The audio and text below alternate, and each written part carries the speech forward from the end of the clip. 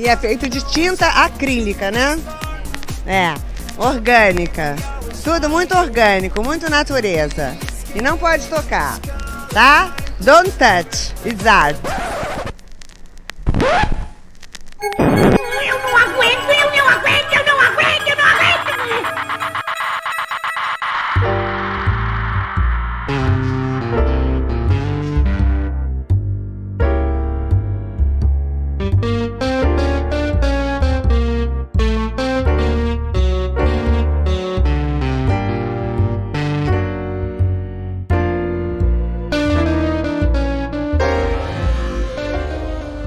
Olá, e tá começando mais um Não Pode Chorar. Este é um derivado do Não Pode Tocar, no qual nós contamos algumas desventuras da vida e pensamos em maneiras de lidar com elas. Se você chegou até aqui e ainda não conhece o nosso podcast, nós temos 3 programas no nosso feed. O Pataquadas, com as principais notícias do mundo da arte, o Não Pode Tocar, com ensaios, debates, entrevistas, e este, que é o Não Pode Chorar. Nós estamos em todos os aplicativos para ouvir podcast, também no Spotify, no Deezer, no iTunes, no YouTube, e dá para receber nossos episódios até por e-mail. Todas essas opções estão na descrição deste episódio, em notamanuscrita.com. Nós publicamos episódios novos todos os domingos, então escolhe a opção que for mais confortável para você, escute os episódios das temporadas passadas e não perca os próximos. E aproveite que você já está aí e compartilhe esse episódio no Twitter, no Instagram, no Facebook, no Telegram, no WhatsApp ou qualquer outro canal. O podcast é uma mídia majoritariamente independente e a sua divulgação nos ajuda a crescer e chegar a mais pessoas. Só de avaliar a gente com 5 estrelinhas aí no aplicativo que você usa já ajuda bastante. Você pode também seguir os nossos perfis no Twitter e no Instagram. A gente tá lá como @nãopodetocar. E quem comanda esses perfis é o Tiwi, o nosso cão podcaster. Quer dar um oi, Ti?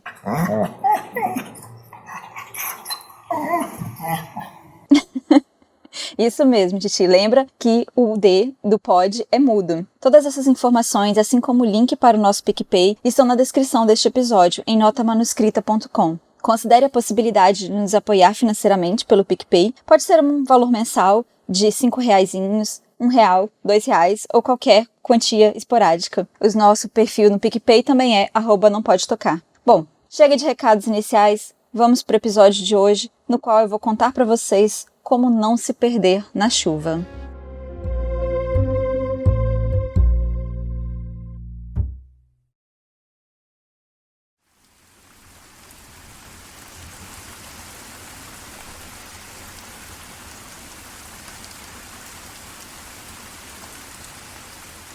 Está fazendo muito sol lá fora. Eu não sei há quantos dias eu não olho para fora de casa de verdade. Às vezes eu olho porque o meu cachorro aponta algo e late, né, Titinho?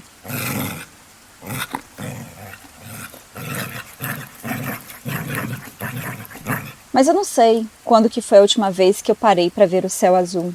Vitória é um lugar quente e úmido, às vezes até pegajoso. Quando a umidade relativa do ar chega em 60%, os olhos ficam irritados, os lábios ressecam, e qualquer esticada da pele para você pegar alguma coisa no chão, parece que a gente vai trincar, como casca de amendoim. Agora a umidade está a 71%. Razoável, né? O vento está a 21 km por hora, diz na internet, apesar de parecer muito mais forte. As folhas das castanheiras estão balançando bastante, e o asfalto está se enchendo de pequenos grãos de areia. Cidade costeira é assim, parece que tudo vira um grão de areia, um grão de praia, mesmo quando se está distante. Depois de muitos dias frescos e até frios, eu nem acredito que eu consegui usar meia, hoje está um pouquinho mais quente, uma sensação térmica de 28 graus Celsius.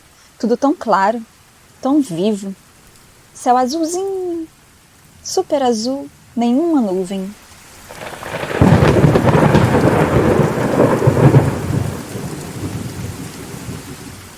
Talvez você esteja com um sentimento confuso, tão confuso quanto o meu. Enquanto olho pela janela e escrevo este texto para você, eu ouço mais uma das tantas playlists de chuva no YouTube que eu ouvi esta semana. Rodrigo que me disse que me isolar em meio à chuva poderia me ajudar. Ouvir água bater em folhas de bananeira, sentir o cheiro de terra molhada, mesmo num dia de sol, poderia me ajudar a me concentrar. Disse que logo eu chegaria nos vídeos de tempestade de neve. Eu ainda não cheguei, mas já estou esperando. Eu ainda continuo presa na chuva. A rotina de trabalho mudou muito. A rotina de qualquer coisa mudou. E a nova não é das mais agradáveis. por mais que eu possa resumir em um "está tudo bem" quando alguém me pergunta como estou. Os medos se acumulam e eu continuo presa nessa chuva. Tem horas que eu só ouço a chuva. É um conforto confuso, ao mesmo tempo em que me lembro de dividir um guarda-chuva com aquele que amava, como uma cena de filme gostosinho. Eu também lembro das inundações na casa do meu avô e a maldita lacraia da semana seguinte. Foi o pior beijo da minha vida. A peste me mordeu bem na boca. Entrei em pânico. Foi uma loucura. E aí eu lembro também do romance com o cara do guarda-chuva. Eu lembro que eu perdi esse guarda-chuva em algum lugar. O guarda-chuva e o romance. Será que você está sentindo para onde que eu estou querendo chegar?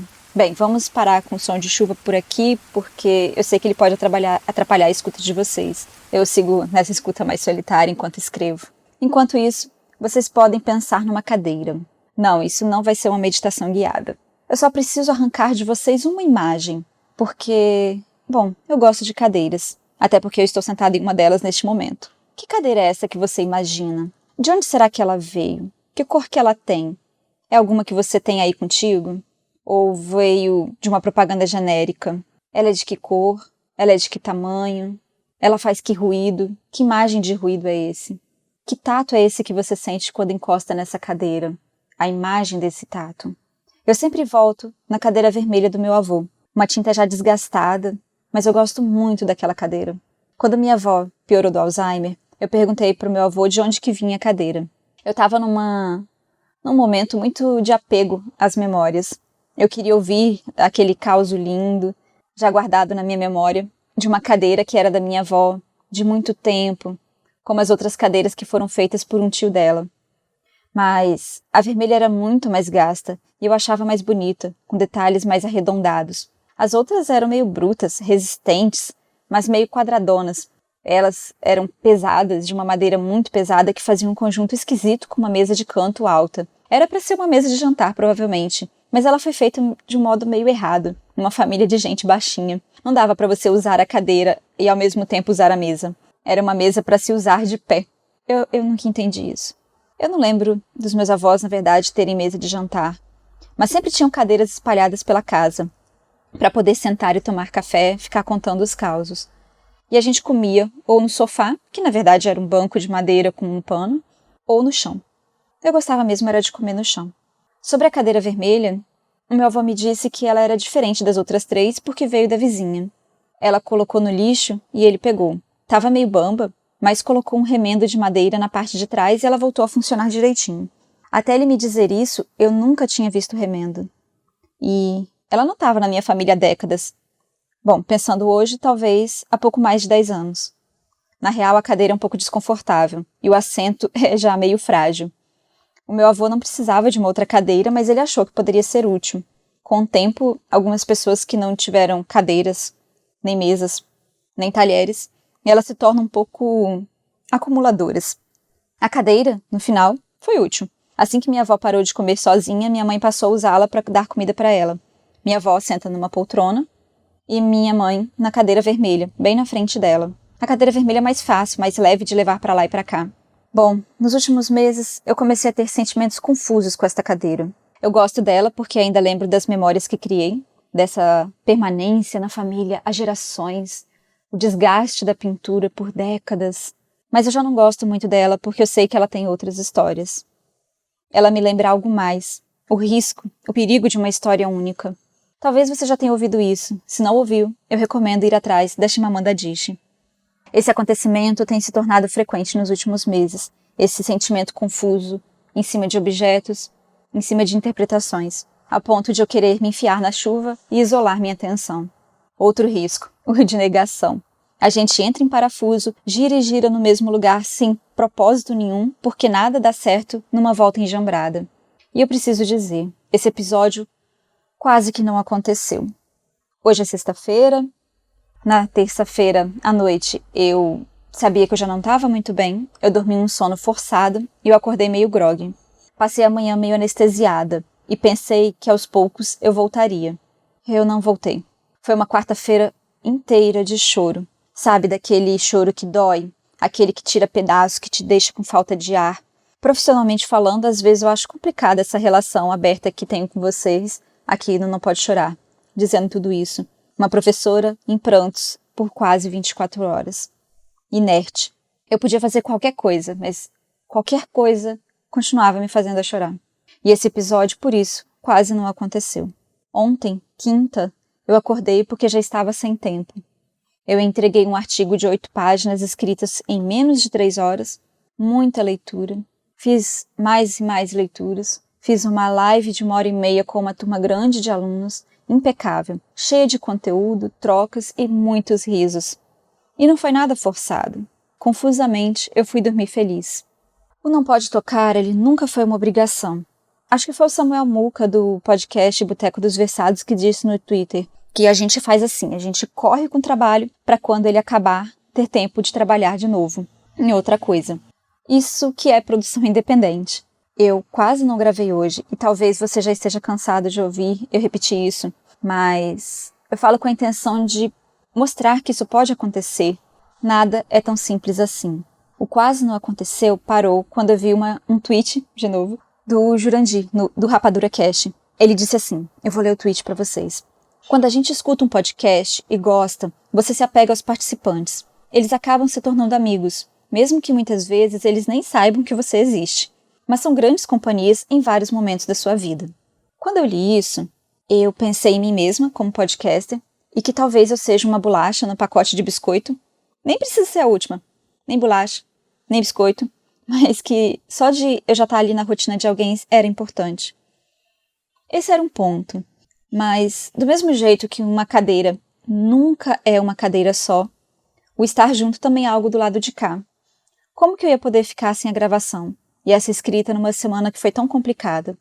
Eu continuaria presa nesse dia ruim, se não parasse esse tempo e reorganizasse as ideias e os sentimentos para entender que por mais que idealize uma cadeira, ela pode ser várias outras ao mesmo tempo. Bom, vamos conectar os causos porque talvez isso aqui esteja ficando tão confuso quanto um dia de sol com chuva. Foi na quarta-feira que o grupo de 257 educadores de ensino à distância entrou em parafuso, numa frustração com a educação e vários outros problemas que rondam a vida acadêmica. Foi num daqueles momentos em que nos deparamos e pensamos em alternativas, mas todas elas incluíam não acreditar mais na educação e simplificar a vida a retorno financeiro. E foi aí que Rodrigo me disse o seguinte, que me foi muito útil e eu queria compartilhar com vocês, que me fez lembrar essa cadeira vermelha. Bom, o Rodrigo disse o seguinte: isso é tudo muito, muito perigoso e as pessoas precisam aprender isso. Muita gente sofre o tempo todo por querer fazer o que é certo individualmente e pode acabar soterrada pelo mal. Essas não são lutas que possam ser vencidas com atos pontuais e solitários. Vamos para o segundo ponto. Eu lembro de alguma aula ou livro sobre arte moderna que li na graduação que dizia mais ou menos o seguinte: falar que os artistas modernos de Paris eram pobres e miseráveis é um erro de perspectiva. Eles usavam todo o dinheiro que ganhavam para comprar seus materiais e alcançar seus objetivos de pesquisa.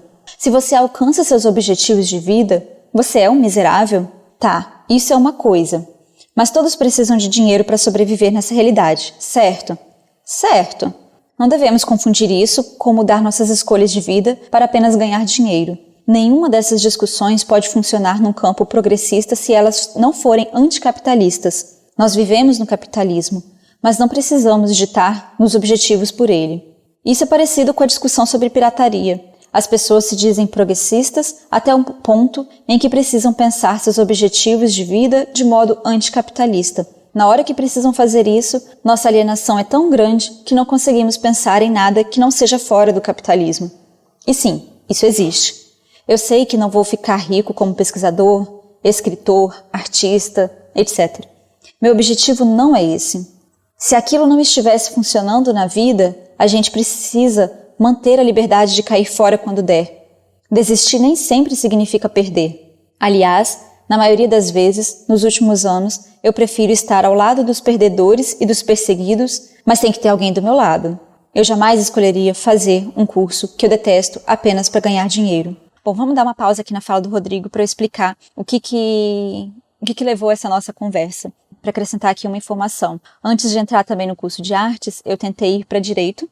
E aí, quando eu não passei na prova de direito, eu já estava em psicologia, na verdade, fui para direito depois que eu fui para as artes. Quando eu não passei na prova de direito, na segunda tentativa de reopção de curso, eu não passei por meio ponto. Uma questão que eu errei. E quando eu vi isso, eu fiquei muito feliz por eu não ter passado. E aí que eu entendi que eu estava insistindo muito em algo que não era o meu objetivo, não era o que eu queria. E essas mensagens que nós, educadores, estávamos trocando, gerando este pânico em comum, era esse desespero pelo desmonte da educação, por todas as dificuldades que a gente encontra hoje e como que a gente vai sobreviver financeiramente, até o ponto de a gente pensar e dizer algo como: mano, o que eu faço agora?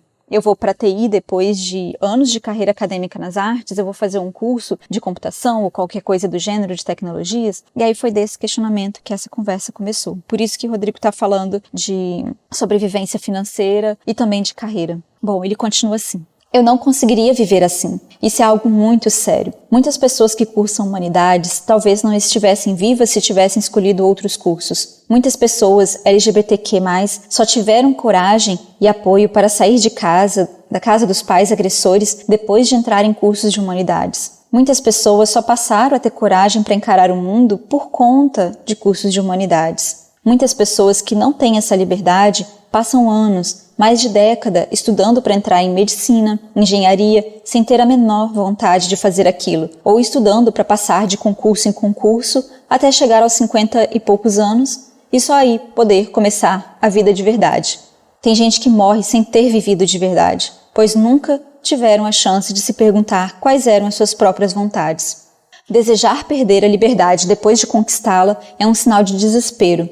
E o desespero é um péssimo conselheiro. Fim de citação. O desespero é um péssimo conselheiro. Isso ficou reverberando na minha cabeça depois dessa conversa. E é aqui que entra a cadeira do meu avô e o perigo de uma história única. Quando eu descobri que minha avó tinha Alzheimer, na verdade, quando ela passou a me chamar de Fabiana e não de Binha, que foi como ela sempre me chamou, eu romantizei a memória. Eu achava tudo daquela casa lindo. Até o conjunto de cadeiras, 3 cadeiras e não 4, e uma mesa que não é, na verdade, um conjunto.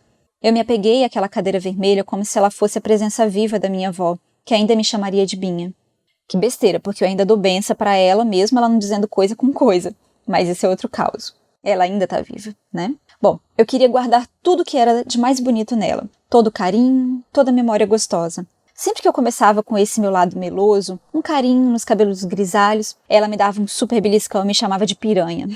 Ou gritava algo racista na rua, mostrando esse racismo estrutural que ela não deixava escapar antes do Alzheimer. Ou ela gritava achando que algum homem que chegasse perto dela poderia querer estuprá-la.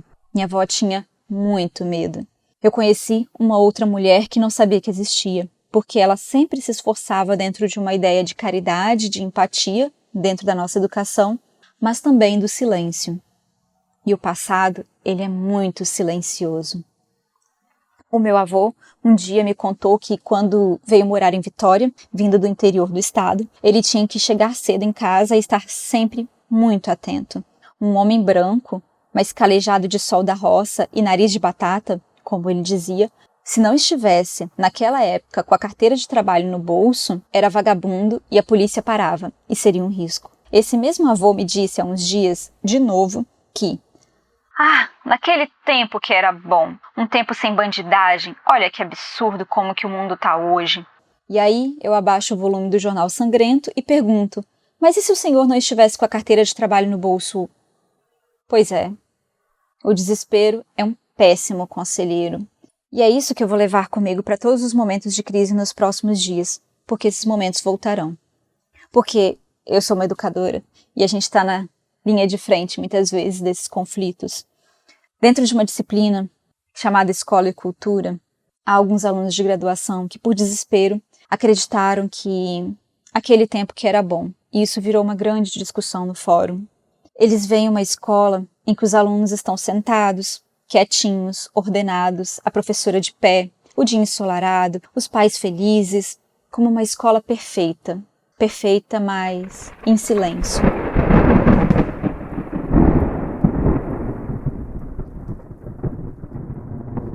Isso porque ao lado eles comparavam com uma escola em que os alunos se levantam e se revoltam verbalmente e fisicamente. Mas por que eles se revoltam? talvez por não encontrarem meios de expressar a frustração e a raiva e toda a problemática envolvida quando um professor faz um comentário racista? Ao menos é isso que eu penso quando eu vejo alunos de pé numa sala de aula. Ou talvez uma atividade que não envolva cadeiras, que não envolva estar sentado, passivo, a tudo que o educador precisa passar aos alunos. Passar porque sim, a gente ainda está num sistema em conflito entre uma educação bancária e uma educação libertadora. Eu estou me referindo a uma charge, em que mostra essas duas escolas, uma do lado da outra. Eu vou deixar no post do episódio, e essa charge foi um desses estopins para esse episódio quase não acontecer. Quando entramos em desespero, quando precisamos com urgência de soluções, é no passado que buscamos a resposta.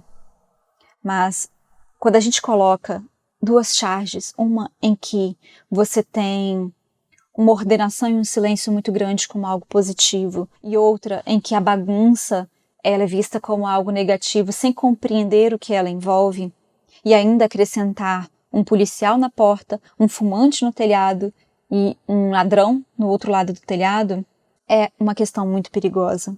A necessidade de se pensar o futuro nos faz buscar no passado um caminho para ser trilhado no presente.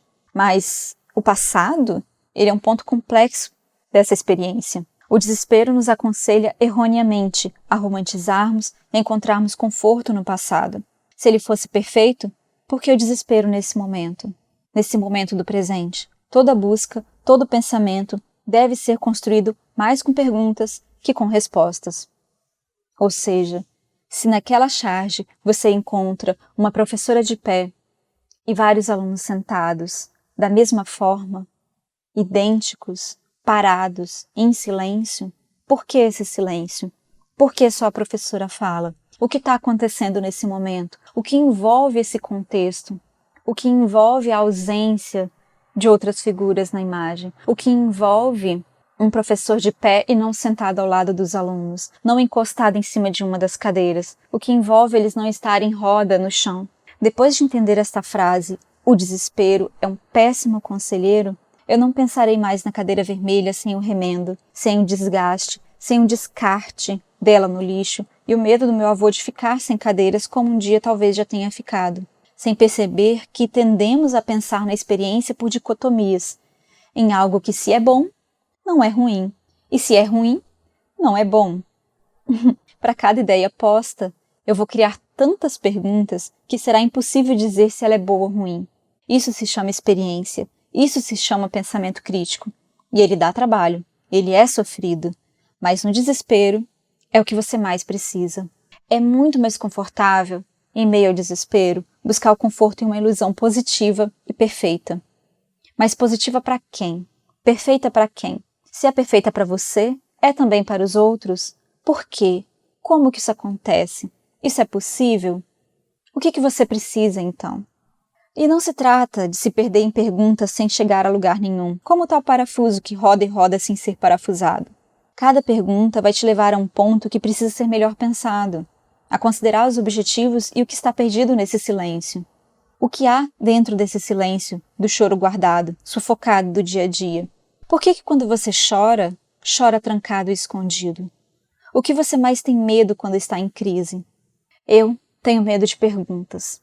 Ela pode ser uma pergunta aparentemente simples. O que foi? O que aconteceu? Mas é essa tal pergunta que vai te fazer pensar e te forçar a sair do desespero. Porque para responder, você vai precisar parar o soluço e precisar entender que porra é essa que está acontecendo.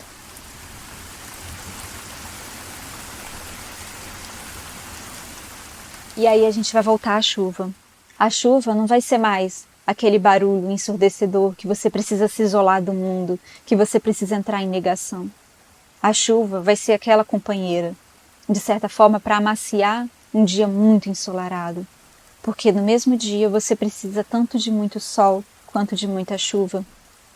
Não tem uma cadeira que seja só uma cadeira. Não tem um dia que seja só ensolarado e lindo e brilhante e que não seja fedido e cansativo e pegajoso. Não tem um dia de crise que seja apenas uma crise de eu preciso chorar. E foi isso o que eu aprendi com aquela frase do Rodrigo. O desespero é um péssimo conselheiro. Ele vai fazer você olhar talvez para um passado, idealizar esse passado de uma forma que ele brilhe como o sol e você não escute a chuva. A gente precisa escutar tudo, a gente precisa estar atento às nossas escolhas, porque muitas vezes é o desespero que faz a gente imaginar uma escolha que não existe. E a gente vai ter sempre que voltar a essa mesma pergunta: que porra é essa que está acontecendo?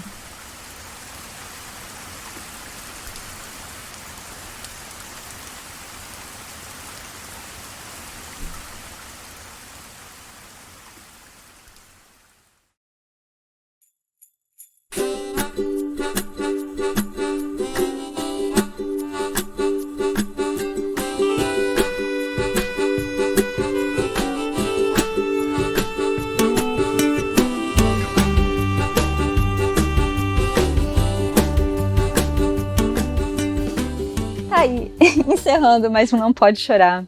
Espero não ter deixado todo mundo perdido na chuva e que os causos tenham se conectado. Eu sei que às vezes eu dou voltas e voltas, mas é justamente porque a gente precisa perguntar vários pontos de uma mesma coisa.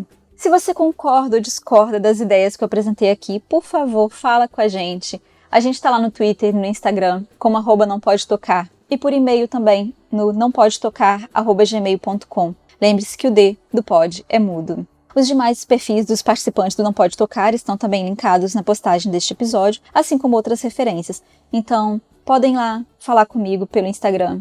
Eu adoro contar causos e ouvir os causos. Bom, acesse também notamanuscrita.com e confere lá essas informações e contos, crônicas, críticas, resenhas e artigos que nós publicamos. No final da postagem você vai encontrar também o link para o nosso PicPay. Considere a possibilidade de contribuir financeiramente com a gente, tanto no valor mensal de R$5, R$2 ou até R$1 para ganhar o lambejo do Titi, ou qualquer valor esporádico também. Nosso perfil no PicPay também é @nãopodetocar com Demudo. Por hoje é só. Se nada der muito errado, se a gente não se perder nessa chuva, semana que vem a gente tá de volta. É isso. Tchau, tchau, pessoal.